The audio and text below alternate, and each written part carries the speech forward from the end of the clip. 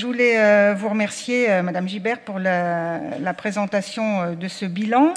Vous nous avez donc parlé de ces deux projets, enfin ils sont dans le rapport de ces deux projets fort différents qui ont donc été élus, entre guillemets, sur ce fonds d'innovation en faveur de la transition énergie-climat. Avec des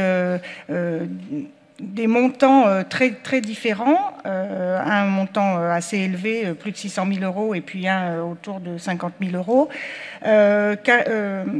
Qu'est-ce qu'il arriverait si on avait 3 projets, par exemple, qui avoisinent les 500 000 euros? Ça pourrait être envisageable. Là, effectivement, la somme de 1 million d'euros qui est intéressante, mais ne serait plus suffisante. Je voulais juste élargir un tout petit peu le débat par rapport à ce que vous avez dit en introduction, Madame Gibert, que dans cette assemblée, il n'y avait évidemment pas de négationnistes sur l'impact, sur le dérèglement climatique et l'impact de l'activité humaine sur ce dérèglement.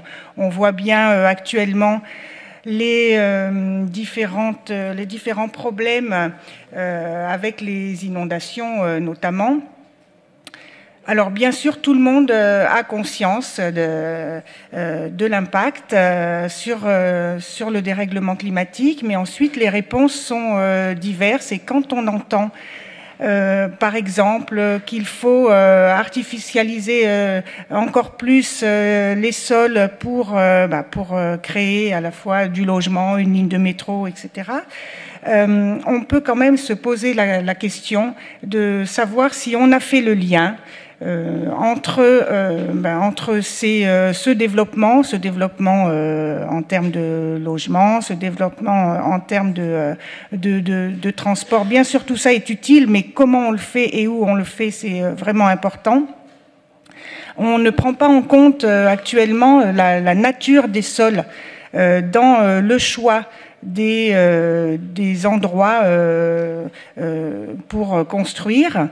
Or, on sait maintenant scientifiquement que ça a un impact très fort sur notamment les inondations. Alors, on peut continuer comme ça longtemps à dire, bien sûr, on sait qu'il y a un dérèglement climatique, on veut tout faire, et ça, c'est très bien, c'est très louable et vertueux, etc.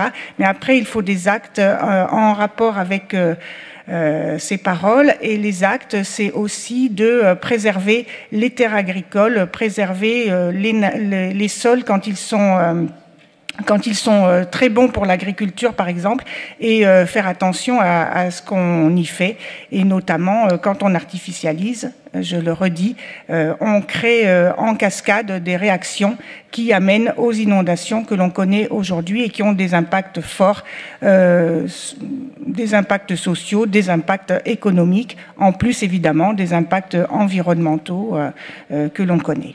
Merci.